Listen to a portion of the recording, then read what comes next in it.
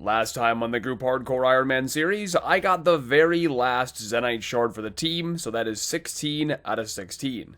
Paul got the farming pet, and Roidie got not one, but 2 basilisk jaws, so that means that we are all done with the Need Is Not face guards.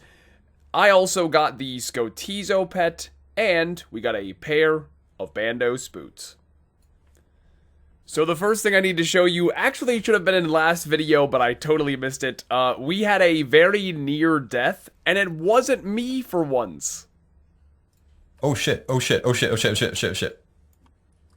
Oh shit, oh shit, oh shit, oh shit, oh shit. Oh shit! Chat, no! Can I telly?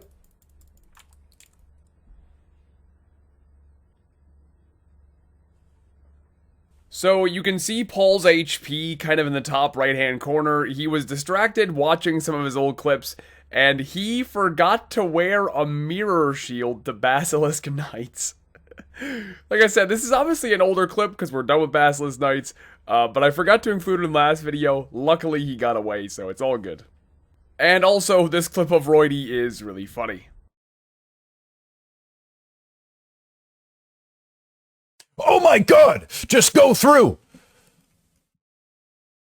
Oh.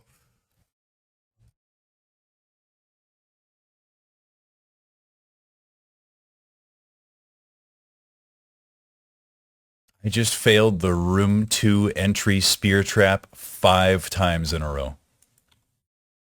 Oh, that has got to be so rare, isn't it? What is it me getting these? I'm pretty sure I got some knives from Worms not that long ago. There's dragon throwing axes from Drake, which I'm pretty sure is, like, absurdly rare. For Christ's sake. Bro! Bro, what? No way! I'm literally off stream right now. Oh my god, I'm literally off stream. I'm editing a YouTube video, and I'm like, yo, I got some Abyssal Demons to kill. You know, those are nice and AFK. I'll work on that a little bit. Bro, an Abyssal Dagger? Huh? Abyssal Dagger is 1 out of 32k. Now, we already have an Abyssal Dagger. Paul got one a while back. So that's Abyssal Dagger number 2. Dude, what? 1 out of 32k drop rate. I don't know if I'm mad or happy, I don't know. Well, this is just a fruitful task, isn't it? My god. So I get an Abyssal Dagger off task, and now I get an Abyssal Whip, which of course is always good. The more whips we have stocked up, the better, because we're going to need to fund Abyssal Tentacles for a while, so. Damn. I've killed 96 Abyssal Demons, 1 whip, 1 dagger. That's crazy. Oh, yes! Let's go! Somebody in my chat called that as well. They were like, yo, you're getting KBD heads. I am highly tempted. Actually, I gotta tell you, I'm out of food. I am highly tempted to make the helm with those. I'll contemplate it. I have a lot of extra Slayer points right now, so I might make that at some point here. Oh, baby, we are just on fire with these Abyssal Demon tasks. Do a task of Abbey Demons yesterday. We get a dagger and a whip. We do some more Abbey Demons and we get another whip. Hey, I'll take it, man. I'm happy. Oh, baby. I just got level 72 prayer purely by sacrificing ashes with my Ash Sanctifier. That's pretty cool. 71 to 72 prayer just purely from ashes. Bro, what? Again? I don't know if it was last Drake task I did or the one before that, but I just got dragon throwing axes again. They're literally 1 out of 2k in drop rate. Like, what the fuck? Alright, coming up on a big milestone here. Let's, you know what? Let's get it in style. Bust out the D-claws. There is level 90 defense. So on that note, we now have at least level 90 in our attack, strength, and defense. At this point, I would say it would be a good idea to swap over to training strength again, which is why I have the Abyssal Dagger on. So, we're at 91 strength right now. I would say let's probably do nothing but strength until I get to at least 95 and then go from there. Oh my goodness gracious, would you look at that? 11,644 raw anglerfish. Good God. Curtis has said, since he is already 99, that I can go ahead and cook these. I want to see what, like, amount of banked XP that actually puts me at. Yeah, if we take a look at the banked XP plugin, if I cook all this stuff, that'll get me up to level 97 cooking. Holy guacamole. So, I just found out that in order to stop burning anglerfish, if you have cooking gauntlets and you cook at the Hosidius altar range. If you go to Hosidius, you stop burning anglerfish at level 93 cooking.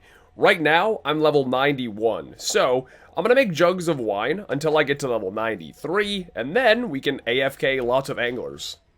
Well, I think this should be enough wines. I'm gonna let the XP drop happen. Like I said, the objective is to get to level 93. I'm already very close to 92, so right now we've got 3,600 unfermented wines, and we're gonna let the XP drop finally. Should get us up to 93, and then some. Oh, baby. 720k XP all at once, that's crazy. Right. So now, I should be able to cook these anglerfish that Curtis so graciously gave me without burning them. But I can't do it here, I do have to do it at the Hosidius range. Ah, yes, beautiful. Now, I don't plan on just doing nothing but cooking anglerfish until they're done. I think this will be more of a long-term, you know, whenever I need to AFK, I'll work on the anglerfish, so someday, I'll get back to you when I cook all 10,000 of these. Okay, so I got some cooking done. Up next, I'm gonna work on my prayer. I have a whole bunch of ensouled heads sitting in my bank that I've had forever, and of course the stock just keeps going up due to Slayer, so right now, I'm level 72 prayer. I'm gonna use up my ensouled heads, and we'll see where we end up. Ah, yes, there is level 74 prayer. That is a requirement to use rigor. So someday, when we get a dexterous prayer scroll for all of us, I can now use rigor. Well, I used up my ensouled heads. I do have some bones to use as well. And since I got my construction up a while back, I may as well go ahead and build a gilded altar. It's technically a bit of a waste because I think Paul has one in his house, but he's not even online right now, and I have the money, so we may as well. And there's level 75 prayer as well. That is all I've got banked right now, prayer level-wise, but that's pretty good, you know, a couple more levels, and, oh, I can now wield an Elysian. Oh, we better go do some corp then. But a couple more levels, and then we can hypothetically use augury as well. Well, since we're working on getting random stuff done on our account today, I am going to knock out some hard diaries that I have available. I'm going to do the Kandarin hard diaries, which is one that I've been meaning to do for quite a while because this allows you to teleport directly to Sears Village Bank. It's one of the closer tellies to a bank. You know, this is something I've been meaning to do for quite a while anyway. Can you redecorate my house, please? For some reason, it's a task to redecorate my house to fancy stone. I don't know why. But for quite a while now, my house has looked like a goddamn 1980s trailer house with the wood panel walls. That looks a little better. Well, it took me a little bit of spicy stew boosting, but we're at 76 smithing right now, which is plenty to make an adamant hasta. Now, I think with that... Was I supposed to make a spear? Was I supposed to make a spear? Oh god, I was. Oh god. Oh god. Okay, I better start hopping worlds to keep my boost. Oh god. There. Smith and adamant spear. That's what I wanted. Okay, I think all I have left to do now is kill a mithril dragon, I believe. Now, like I said, this is a pretty nice one to get done. Simply because I can teleport. He didn't give me the reward because my inventory's full. Listen here, the wedge. Ate too many potato wedges. Let's go. Thank you. I'll use that on Herblore. Now, the Kandarin headgear can teleport me to Watson. No, not Watson. Sherlock. I don't know how many times a day. But again, the big thing is now I can teleport directly to Sears Village Bank. Well, I took a look at the next achievement diary that I have the requirements to do is the desert one. Now, I will have to boost my thieving a little bit, but it'll be fine. Where the heck? Am I going the wrong way? Okay, I only need to get a +3 thieving boost, so surely this shouldn't take me too long. I got a -1. Let's fucking go. Yeah. Alright, there it is. There's the +3. So, knockout. I failed. Knockout. There we go. And with that, we have now completed all of the hard desert tasks. Okay, I'm gonna be honest, I have no idea what the Desert Hard Diaries actually do for you. I feel like it might do something with the Herblore chick and Narda. And then, of course, this does give you a teleport to Narda as well, probably like 3 a day, which is... You go from 3 a day to unlimited, it's a little ridiculous, but whatever. How many more leagues do we think Jagex has left in him before the ideas and the appeal runneth dry in a dead man sort of way? 2 to 3. Yeah, I was gonna say 2, probably. I'm just not sure how many more restrictions they can do before they just start to recycle old ideas and stuff. My favorite idea, which was originally a dead man idea, but I think it would be much more feasible, is all you gotta do to really breathe some life into it and to give it longevity is assigning factions so that your contributions go to a collective more than just yourself. That way, even if you've done all the stuff you want to do, you still gotta keep repping yellow team at like week 4 just to dunk on those asshole blue team. that makes sense. The memes would be ripe as can be as well. All the shit talk, can you imagine? It'd be good for content creation too. How do you... Who is this Papega that came and crashed me? How do you keep it from being like super one-sided? Because it's going to be random allocation. So I mean, if you want to be on a certain team, you just have to keep feeding new membership accounts, and Jagex would be all about that. I think you'd have to do some sort of capture the flag type zones where you have to be in the area for a certain amount of time to get a buff in a certain area. GTA San Andreas, where you have certain gang areas that you get from doing stuff. Oh, see, there's big potential. Here we go. Like think it broken down into the Trailblazer zones, but say the yellow faction or the Zamorak faction, say, takes Mortania. They get 50% more experience in Mortania while they're there, and a double drop rate on top of all their other benefits. Okay. Which leaves, it leaves room for the Sarah team to go take somewhere else because the Zami team's focus is in Mortania. And then once they have an interest in going for that one, they can kind of switch up and maybe try to go take over Mortania because they're going to have less representation there if they're attacking a different zone, and it could be interesting. They'd really have to hash that one out, but I love the idea. I've always loved the idea of a faction-based temporary game mode. A lot of that. Why was Wally programmed to have romantic feelings? I'll admit I've never seen Wally before. That's another one on my list. Like, what else is he programmed to do? If he can feel that, what else? Oh no. I have seen very, very, very few Disney movies. A couple of Disney Pixars, but I've seen basically no classic Disney movies. I have seen Wall-E, though, and I've seen Hercules. I'm sorry, what? Hercules was a childhood favorite of mine. Wait, are we talking like, the Toy Stories and all the good ones? The old one. Well, you haven't seen like those, Roidie? Nope, never seen any of them. No, them. like Lion King, no? Nope. Oh my. What about newer age, like, Frozen or Tangled or those types? Nope. What is wrong with you, bro? We gotta go to Disney together, man.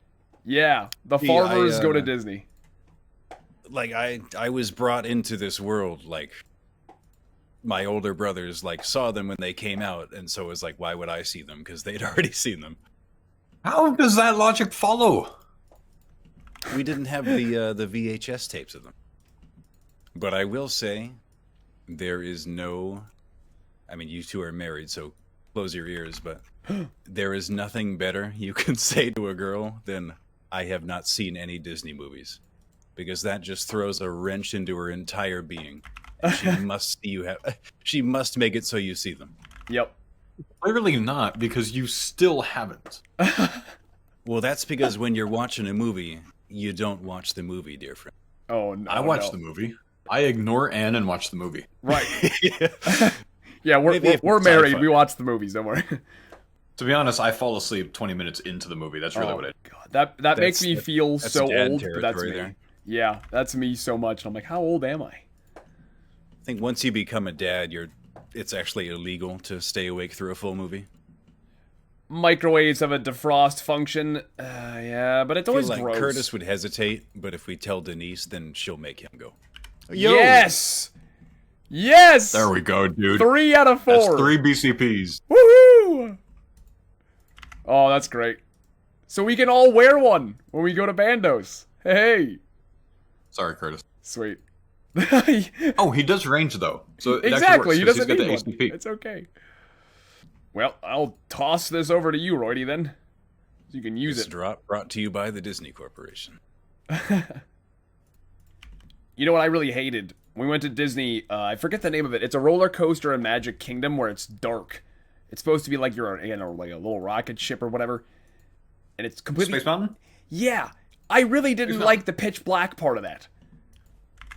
Like, every now and then a light would kind of shine, and it would reflect off of the metal bars, and I thought for sure I was going to bonk my head on the bar, so I had to duck all the time. It does make you think, like, you're going to hit everything. Like, you can't put your hands up, because you feel like you're going to hit everything. Yeah, no, it spooked me. I feel like there's... I forget which park it is. It's probably Animal Kingdom. But there's some, like... I don't know, it's like Timon and Pumbaa 4D type thing or some shit. But it's got something that literally pokes you in the ass when you're sitting on it. And it like feels like a grub or something that's like supposed to be poking at you or some shit, but it always makes you freak out. Oh, Hello. is that the one we need? I can never I think remember. we need 3s. I have no idea. Yeah, I think it's Bug's Life. It's been too long, I don't even know shards anymore. And so, that was quite a successful Bandos trip. We got BCP number 3, which means that typically when Paul, Roidie, and I do Bandos together, which is kind of our go-to activity if Curtis isn't there with us, we can each wear a BCP now, so perfect. Alright, you know what? I'm gonna bring this up to you guys since I just told my chat about it too. Tell me how weird this is, but when I eat a sandwich, just a normal, let's say a turkey sandwich, when I eat it, I will eat it circularly, as in I will eat all of the crust around the sandwich, and then my last few bites will just be the plain bread center, so it's the best bites for last. Is that weird? Or not Slash that weird? ban I do something roughly. Mr. Mammal. It is the ideal way to eat a sandwich. I'm telling you. Everything would fall out. The crust works as a barrier on the bottom of a sandwich. It does. Well, how big are your sandwiches? Because I'm kind of a plain guy. I don't go for a whole lot of toppings. So I don't really have that. I'm just kind of like a meat guy. I keep it very basic. Take as much meat as you put on a sandwich and triple it. Okay. And then 1 slice of cheese, and that's enough for me. Okay, fair. I'll do so pretend you got a triangle cut, which is the yummier cut. I won't hear anything otherwise, but Triangle cut does taste better than a vertical cut. if you're going at a triangle cut, I'll have 2 bites off either side, which will be largely center and some crust. Then I'll probably work around the crust, doing what Mammal does, and then leaving the best bit for the last. Favorite out of Dome, Rust, Nuketown, and Shipment. What do you say? Oh boy. I think Also, which Dome we talking? World at War or Black Ops 2? when you or say not Black Dome, I'm thinking World at War personally. That's where my brain Yeah, is going. I loved World at War Dome. Yeah. Not Modern Warfare 3 or whatever it was. World at War was probably I love Dome World was at War. objectively probably the best of the small maps. The rest of them were a bit clusterfucky. Yeah. Shipment was, I think Shipment is Dome- the smallest. Dome was a map that was small, rather than a purposefully small map. Yeah, it wasn't a tiny map. It was just okay, this is a pretty small map. Whereas, the rest of them were intentionally tiny. I don't know, Nuketown was pretty great too. Oh, it's hard to pick.